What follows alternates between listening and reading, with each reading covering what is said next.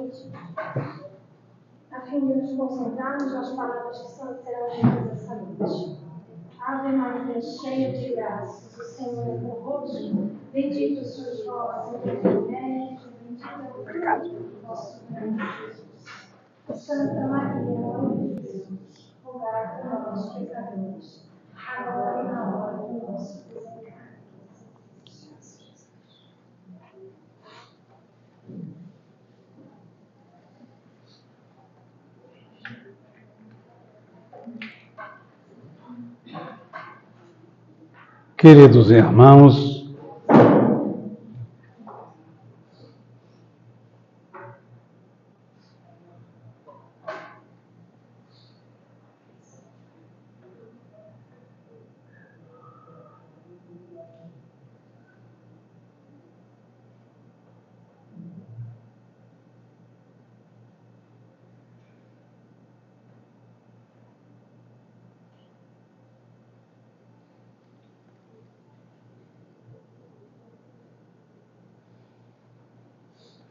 Queridos irmãos, queridas irmãs, muito boa noite. Que a paz do Mestre Jesus envolva cada um de nós na noite de hoje. Os nossos agradecimentos, em primeiro lugar, a Deus, nosso Pai, a Jesus, o nosso Mestre, e ao convite que recebemos com muita alegria para estarmos aqui reunidos hoje. Trago também um abraço dos nossos irmãos do Centro Espírita Missionários da Luz, aqui no bairro dos Pachecos. O tema de hoje é Kardec e a codificação espírita. Por quê? Hoje, dia 18 de abril de 1857, estamos comemorando o quê? Quem sabe? Vocês não podem. Qual é? O Livro dos Espíritos. Significa o quê?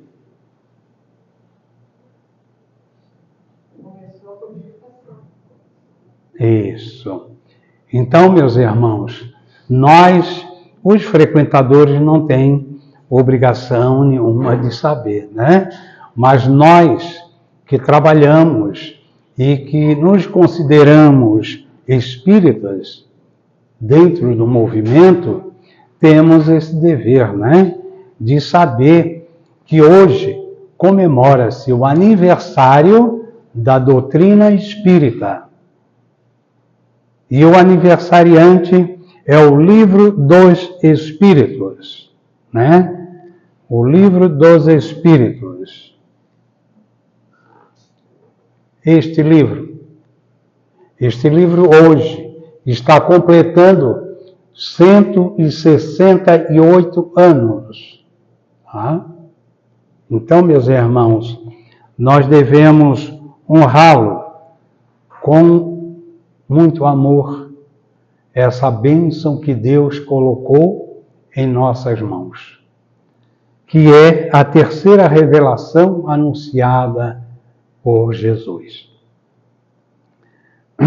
Conta-nos os espíritos superiores que, certa ocasião, encontravam-se na alta esfera da espiritualidade, em um grande salão, aonde ali reunia-se espíritos de várias ordens, da hierarquia espiritual superior, como Joana d'Arc, Paulo de Tarso, João Evangelista, Sócrates, Platão e tantos outros, e entre eles João Hus.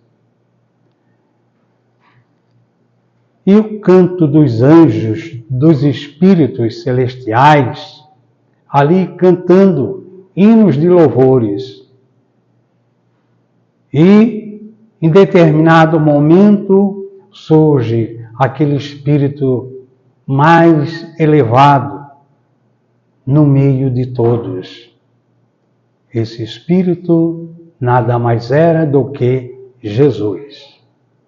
E ele anuncia que era chegado a hora para que trazer a terceira revelação ao mundo, ao nosso planeta, anunciada por ele próprio, quando ele anunciou e falando aos seus discípulos, dizendo: se me amais, guardai os meus mandamentos, porque eu rogarei ao Pai, e ele vos enviará um outro Consolador, que ficará eternamente convosco, que vai esclarecer tudo o que eu tenho dito e muito mais. Se fez necessário que a evolução da humanidade na questão intelectual evoluísse a tal ponto que conseguisse entender aquilo que Jesus já havia anunciado a cada um naquela época. Se nós não estivéssemos lá, mas é provável que estávamos com certeza na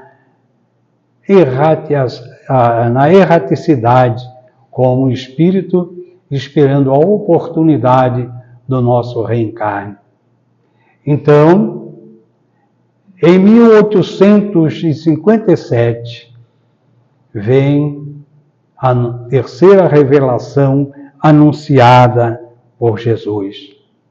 E entre aqueles espíritos que lá se encontravam na esfera espiritual, nessa grande reunião, é convidado um para trazer a terceira revelação como missionário, João Rus, que reencarna como Hippolyte Léon Denisard Rivail. Nasceu em 3 de outubro de 1804, na Rua Sala, número 76, em Lyon, na França, no seio de antiga família leonesa, de nobres e dignas tradições, com destaque na magistratura e na educação, e a advocacia. Seus pais, Jean-Baptiste Antônio Rivail, magistrado íntegro, e Jeanne Lose do Amel, a sua mãe. Teve a sua matrícula nesse Instituto de Pestalozzi, Instituto de Educação de Pestalozzi, em Yverton, na Suíça. Esse instituto era renomado para aquelas pessoas de alta classe, Porque era um instituto que era muito procurado, Então, tendo como mestre educador nada mais do que Pestalozzi. Então ele foi matriculado aos 10 anos de idade. Distinto em Yverton, na Suíça. Distinto discípulo ele era, colaborador, zeloso, propagandista do seu sistema de educação. Lições e exemplos desabrocharam as suas ideias. Então ele já era um espírito já elevado, preparado na questão da educação, na questão evolutiva, intelectual e também na questão moral. Então, era um espírito já de nível muito elevado, que já trazia uma bagagem, de muito conhecimento. Então, ali, ele, certa ocasião, quando o próprio Pestalozzi, seu professor, faltava, ele deixava nas mãos do próprio Hippolyte Léon, por causa da capacidade que ele já tinha, a inteligência que ele já tinha como educador, já como aluno, né? Influenciou a reforma do ensino na França e na Alemanha, depois quando saiu, né, do Instituto. Ele era bacharel em letras e ciência, doutor em medicina, professor e escritor, filósofo, cientista e poliglota. Ele falava o alemão, o inglês, o italiano, o espanhol, o holandês. Então, era um cidadão, né, que tinha renome, né? O pessoal tinha muito respeito por aquilo que ele era, por a sua conquista, né, dentro da educação na França. Fundador, diretor do Instituto Técnico em Paris. Casado com Amélia Gabrielle Baudet em 6 de 2 de 1832.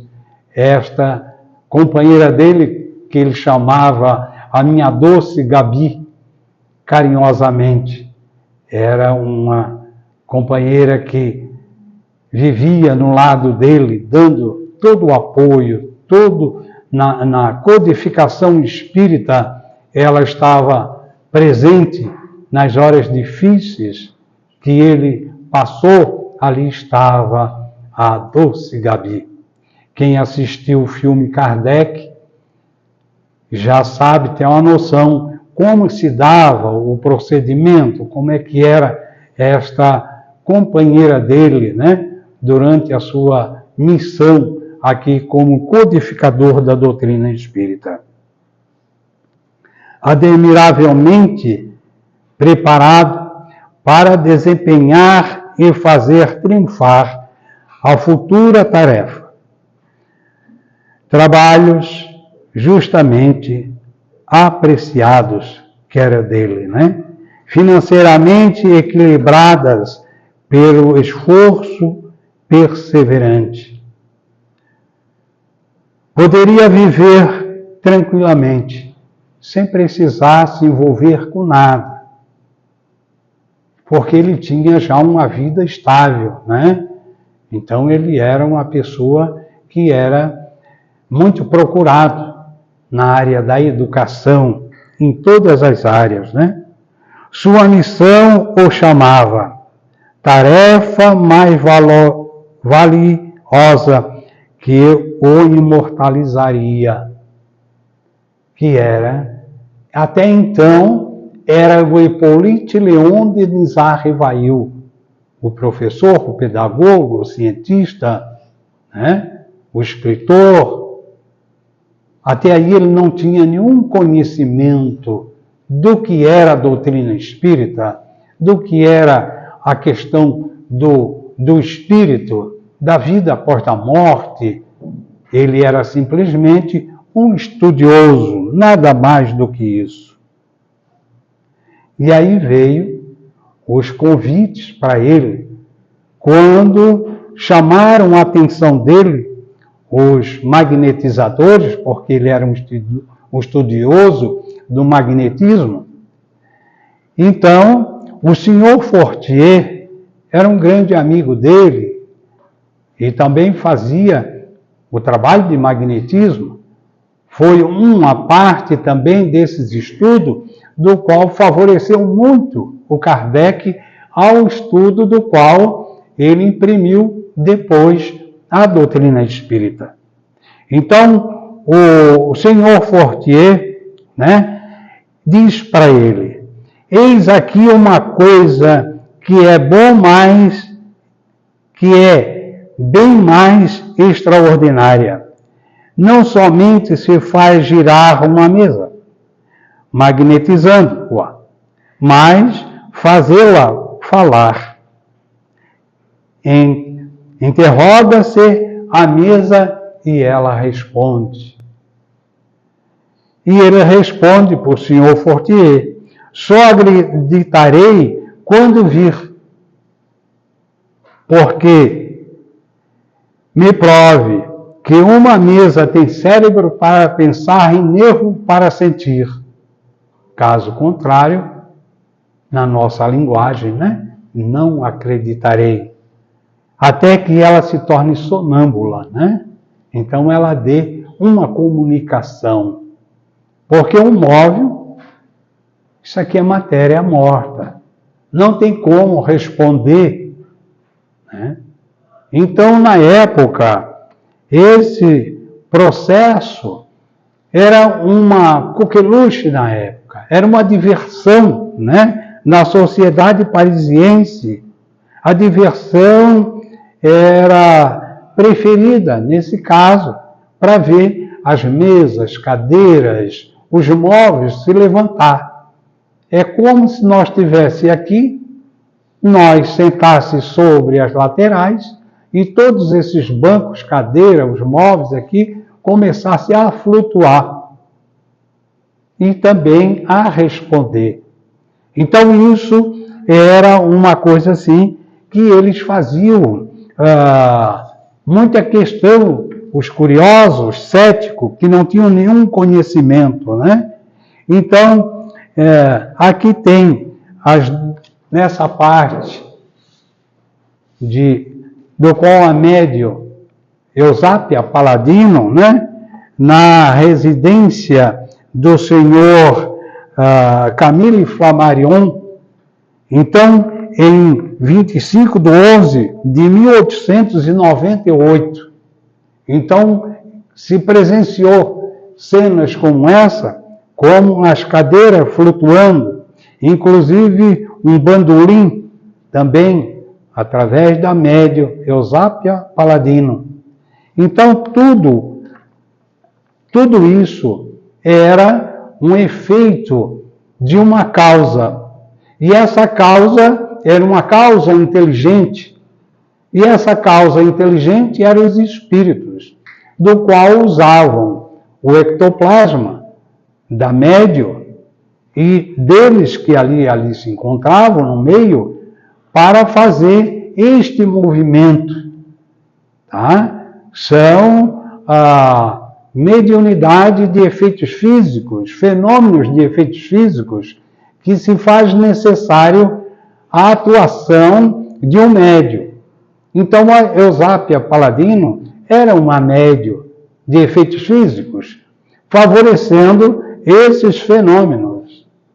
E outros nos salões, também, os espíritos usavam ali médios que eles nem se davam conta da sua mediunidade e forneciam elementos necessários, como o ectoplasma, para provocar o movimento dos móveis. Então, nesse sentido, o senhor Fortier alertou, chamou a atenção, mas ele não queria acreditar. Então, aqui, ele faz esse questionamento. Será fraude? A energia dos vivos concentrada em torno da mesa, daquela mesa, né? Formando uma corrente, porque aí seria um magnetismo próprio do ser humano. Por isso que ele era um estudioso do magnetismo, ele não levou a sério aquela questão, né? Porque ele sabia que, através desse magnetismo, a energia transmitida do ser humano, ele pode também movimentar objetos. Tá? O magnetizador tem essas técnicas e consegue fazer, principalmente em um agrupamento de mais de uma pessoa. Então, por isso que ele não levou a sério a questão. O que fez um cético virar um missionário? Né? Essa é a questão depois, né, que ele era um cético, desconhecia 100% o fenômeno. As mensagens escritas eram muito complexas, eram muito sérias. Os médiuns sem condições de realizar aquelas mensagens. Então isso tudo chamou a atenção do Kardec. Como pode pessoas rudes, como hoje, né, nós temos em uma reunião mediúnica, onde dão psicografia e trazem mensagens maravilhosas, lindas. Vamos citar o exemplo do próprio Chico Xavier. Chico Xavier não cursou nenhuma faculdade, né? Mas os espíritos de níveis elevados transmitiram mensagens para o Chico Xavier. Por isso ele era simplesmente um instrumento. Inclusive na própria codificação espírita, os espíritos de níveis de hierarquia espiritual, passando todos os ensinamentos do qual Kardec catalogou todas essas mensagens para colocar na prática, né? Aonde se deu o Livro dos Espíritos. Pesquisas 1854 a 1856. Novo convite de amigos. O senhor Carlotti, a senhora Roger e a senhora Planomaison, o senhor Patier, o senhor Baldin. Convidaram mais uma vez, porque eles já viviam, já há 5 anos, já trabalhando essas reuniões mediúnicas, aonde já tinham adquirido resultados, respostas dos espíritos de várias ordens, que já tinha 50 cadernos de comunicações diversas da espiritualidade. Inicia as observações perseverantes das manifestações dos espíritos, deduzir as consequências filosóficas, agir pela razão. Esse foi o trabalho do Kardec. Então ele levava a sério, porque ele primeiro entrou como um simples observador daqueles fenômenos que estavam acontecendo. E ao descobrir, ao observar, ele viu que por trás daqueles efeitos existia uma causa inteligente.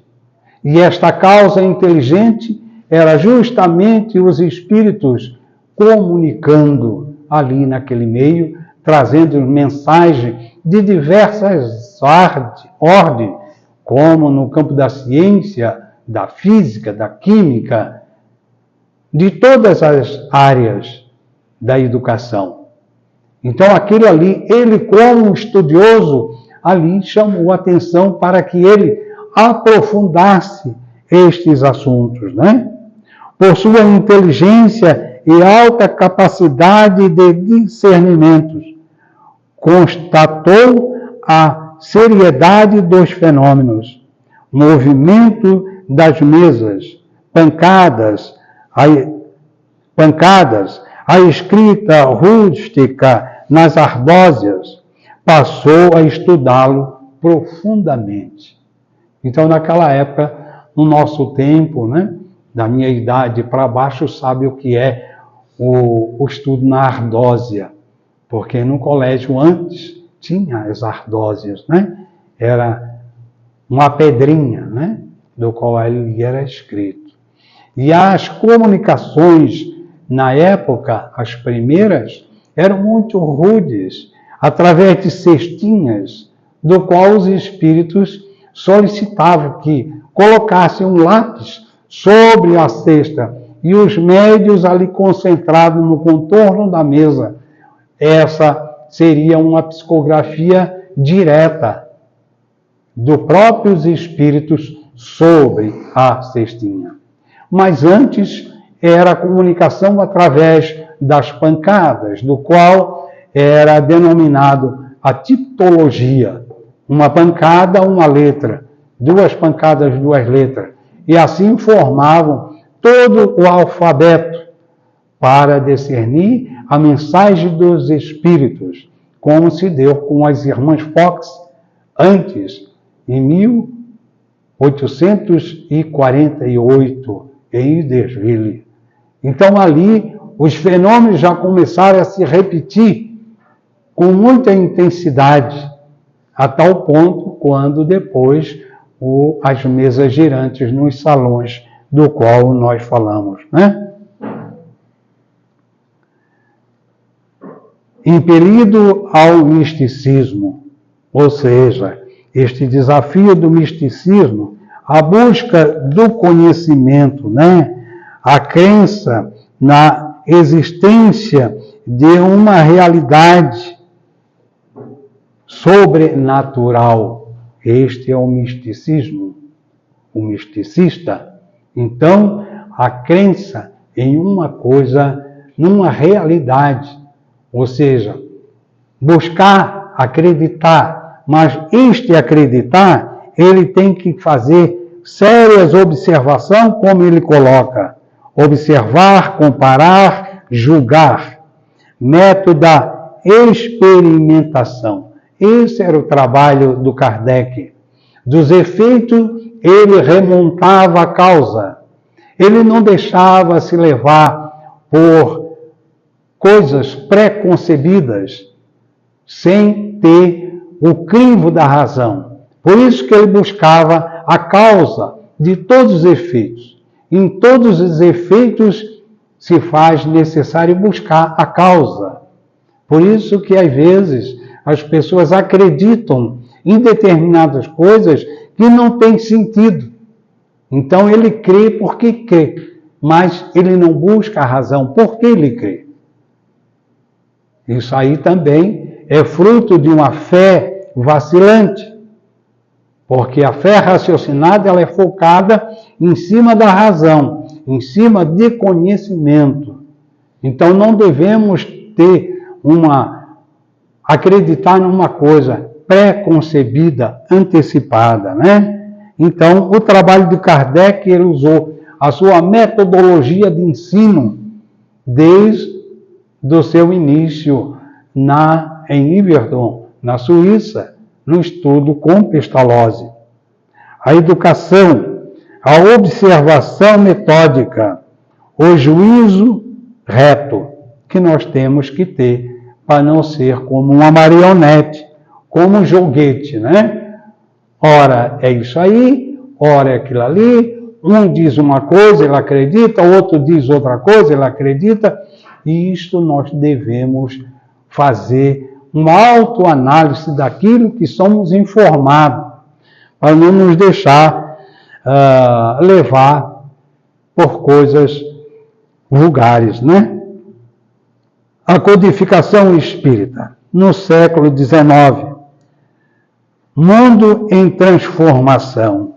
Quando Jesus coloca que rogaria ao Pai para que ele enviasse um novo Consolador, para que esclarecesse tudo o que eu tenho dito e muito mais, porque naquela época o povo não tinha o entendimento, não tinha conhecimento. Por isso que Jesus falava por parábolas, para facilitar o entendimento. Se fez necessário que houvesse essa evolução intelectual e moral da humanidade para entender. Por isso que ele veio em 1857, porque aí o povo já estava preparado para entender um pouco mais. Então, mundo em transformações, ciência positiva. O positivismo defende a ideia de que o conhecimento científico é a única forma de conhecimento verdadeiro. As concepções filosóficas sofreram grandes impactos. O desenvolvimento da ciência se processa exatamente na direção dos princípios espíritas, ou seja, nos princípios espirituais. Então, este esclarecimento que nós nunca estivemos e nunca vamos estar sozinhos. Agora, exatamente neste momento, nós contamos quantos encarnados estamos aqui, mas a multidão de desencarnados é superior ao número que está aqui. São 5 vezes mais, ou muito mais. É colocado aqui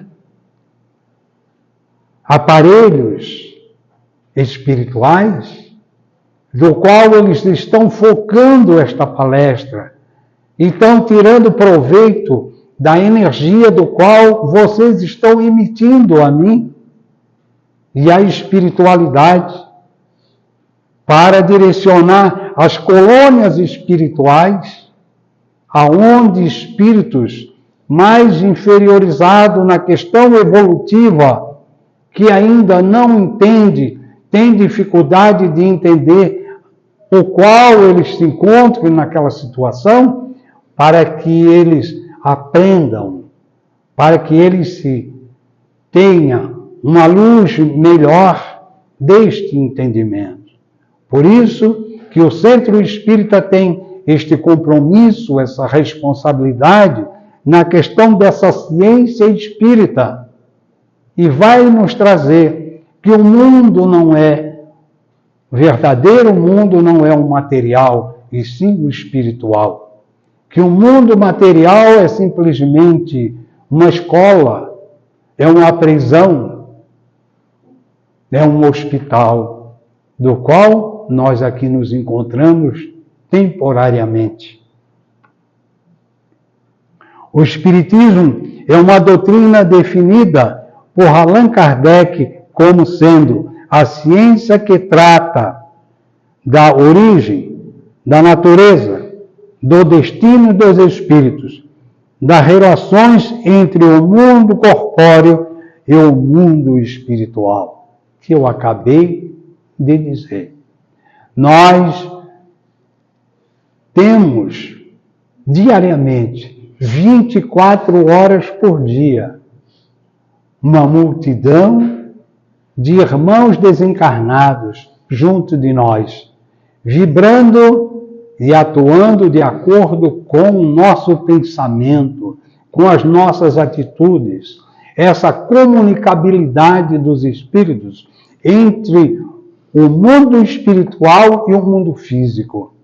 Então, por isso, meus irmãos, devemos ter cuidado com os nossos pensamentos e principalmente os nossos atos. Nem Deus, nem a religião verdadeira tem a perder com o avanço da ciência. Quem nos diz isso é Allan Kardec. À medida que o mundo material evolui, a doutrina espírita o acompanha sua evolução. Kardec coloca para nós que se a algum ponto a ciência, a doutrina espírita estiver em desacordo com a ciência, a doutrina espírita, exatamente naquele ponto, se corrige e fica com a ciência. Veja que grandeza, né? Não é o acaso que a doutrina espírita foi codificada por um cientista. Né? O homem passa a entender melhor os seus ensinamentos, ensejando adquirir a fé raciocinada, capaz de enxergar a razão face a face. Então, meus irmãos, a gente sempre costuma chamar a atenção dessa questão da fé raciocinada e nos libertar justamente da fé cega. Este é um dos pontos fortes da doutrina espírita. Nos libertar da cegueira da ignorância e nos trazer realmente esta luz que é a doutrina espírita, através dos espíritos superiores, nos mostrando o caminho do qual nós devemos percorrer, nos convidando para que devemos prestar mais atenção no ser espiritual que somos. De onde vim? O que faço aqui? Qual a razão da minha existência e para onde eu vou? Quando nós buscar esse raciocínio lógico dos fatos, essa metodologia aplicada do conhecimento profundo do Allan Kardec, nós vamos raciocinar melhor.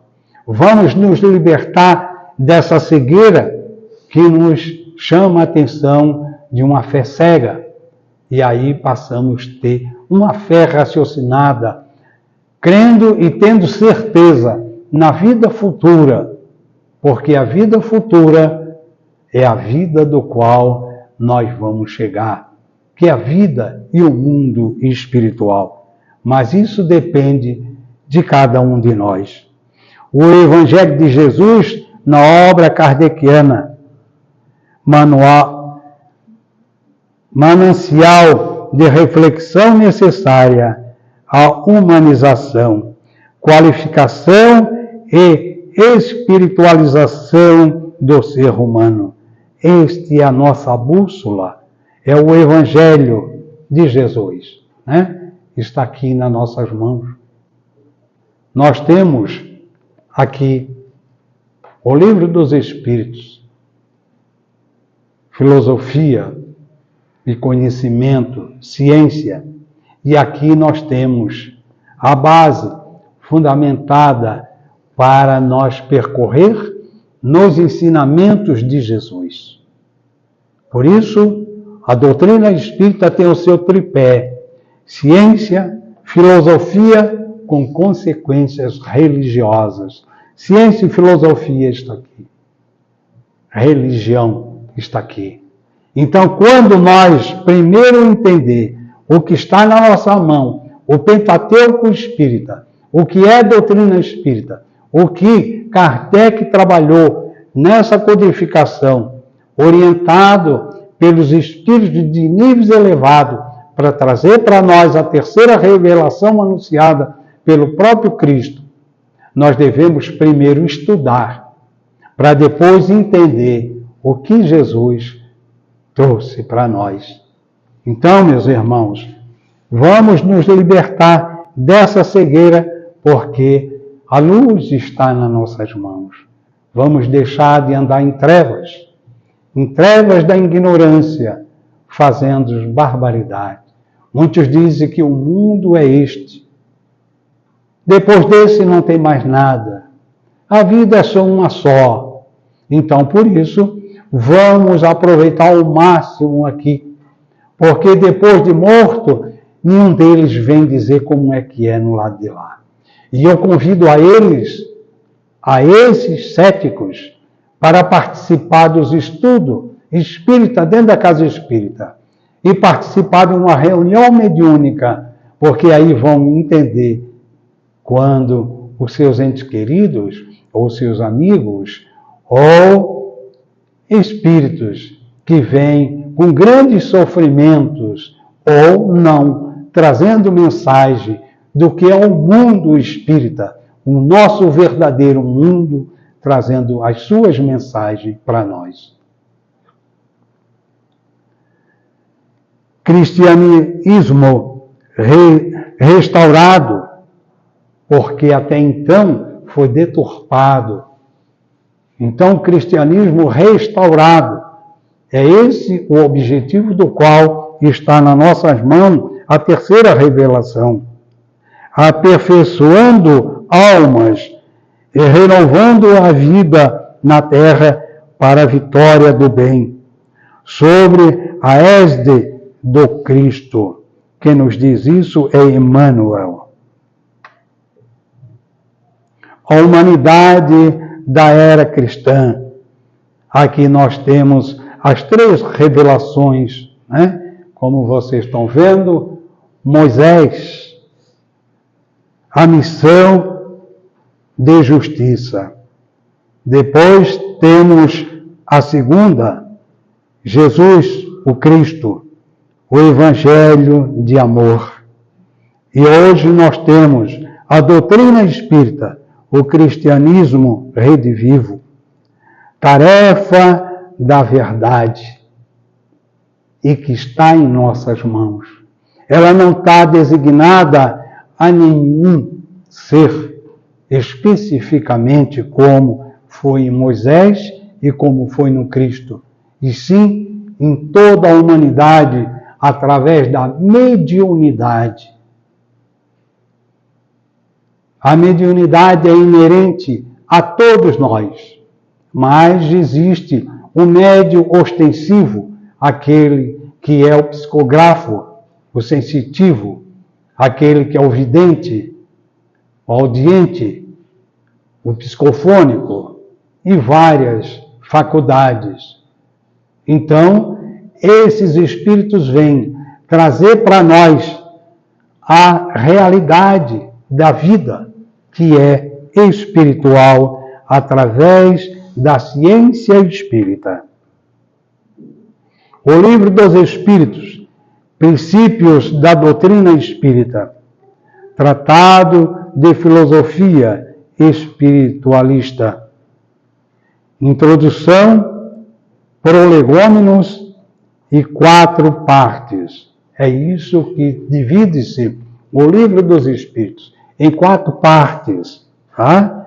Então, ele se divide entre o Evangelho segundo o Espiritismo, o Livro dos Médiuns, o Céu e o Inferno e a Gênese. Então, ele se divide nessas obras que nós vamos ver a seguir. Publicado em 18 de abril de 1857, 501 perguntas e respostas na primeira edição. A partir da segunda edição, em 1860, 1018 perguntas e respostas. Este foi o primeiro. Por isso que você vê aqui 4, né? E ali é um só. O Livro dos Médiuns, Guias dos Médiuns e dos Evocadores, publicado em 15 de janeiro de 1861. O Evangelho segundo o Espiritismo, explicações das máximas morais do Cristo, concordância com o Espiritismo. Aplicações às diversas circunstâncias da vida, publicado em abril de 1864. Referências bíblicas, prefácio, introdução. 28 capítulos contém o Evangelho segundo o Espiritismo. O Céu e o Inferno, a Justiça Divina segundo o Espiritismo, publicado em 1º de abril de 1865.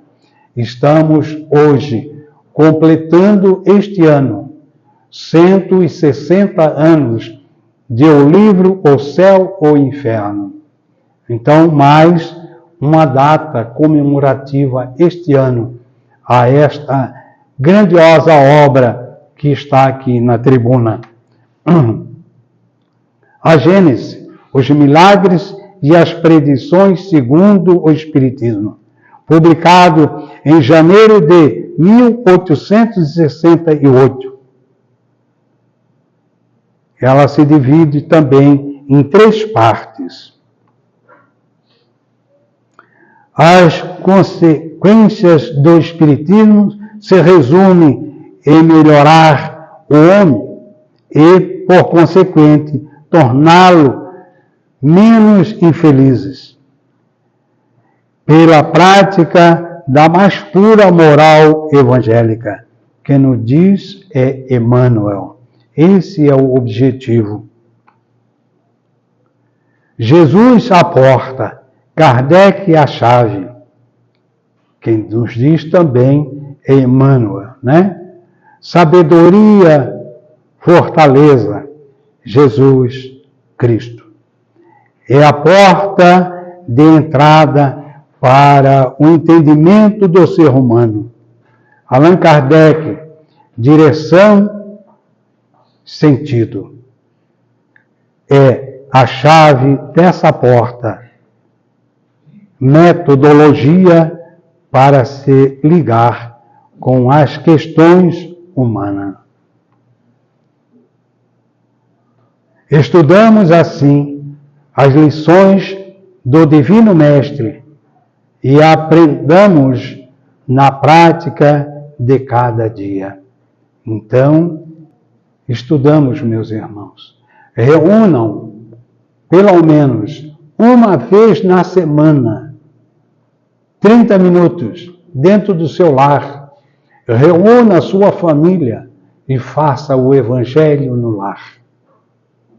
Esse é um convite de Jesus, para que possamos ter ali a presença dos Espíritos amigos, nos trazendo a paz dentro do nosso lar, a harmonia. Vamos estudar aquilo que Jesus trouxe para nós. Então, este é o convite. A morte a todos nos reunirá para a compreensão da verdadeira vida. Quando chegamos na espiritualidade, vamos nos deparar com a realidade daquilo que somos e daquilo que vivemos e do que fizemos. Esta é a realidade da nossa vida, meus irmãos. É sabendo que a justiça definir-nos-á, segundo as nossas obras, o que fizemos para ser merecedores da paz e dessa felicidade tão almejada quando partir daqui. Abracemos a codificação kardeciana, prosseguindo para a frente, com Jesus e por Jesus. Emmanuel, Fonte Viva, introdução. Finalizando, deixo essa imagem. A codificação espírita se apresenta como um todo homogêneo e consequente para todos nós. Este abraço, né? Que é universal. Então, está aí, meus irmãos, simples a respingos que eu apenas passei, ainda com dificuldade por causa da minha vista, que eu estou me recuperando, por isso que eu ainda estou tropeçando em alguns pontos na leitura. Nosso irmão Nazareno sabe da minha situação e dos esforços que eu faço para estar aqui na frente, passando esses estudos e fazendo essas leituras. Agradeço a bondade de todos vocês, o carinho, a atenção, né? Agradeço a assistência da equipe espiritual, meu mentor amigo que está aqui no meu lado, e que esta casa de caridade permaneça, vivenciando esta luz imensa que se chama doutrina espírita, a terceira revelação anunciada pelo nosso Mestre Jesus e conduzida por Ele próprio, pela falange de Espírito de Verdade, que Ele é o Espírito da Verdade, no comando dos Espíritos superiores, no comando dele, para trazer a Kardec estes profundos ensinamentos para nós continuar vivendo felizes. E esta felicidade depende de cada um de nós individualmente. É nós que vamos fazer este melhoramento em nós mesmos. Muita paz, uma feliz Páscoa e que Deus o abençoe a todos. Muito obrigado. Obrigado, meu irmão, pelas palavras. Vamos aproveitar a oportunidade e agradecer a Deus a oportunidade de estar aqui hoje. Vamos fechar os nossos olhos, levar nossos pensamentos a Deus, a Jesus, a Maria Santíssima. Ave Maria, cheia de graças, o Senhor é convosco. Bendito sois vós entre as mulheres, e bendito é o fruto do vosso ventre, Jesus. Santa Maria, Mãe de Jesus, rogai por nós, pecadores, agora e na hora do nosso desencarne. Que assim seja. Em seguida teremos o trabalho do passe. Pode permanecer sentados. Chamaremos um a um.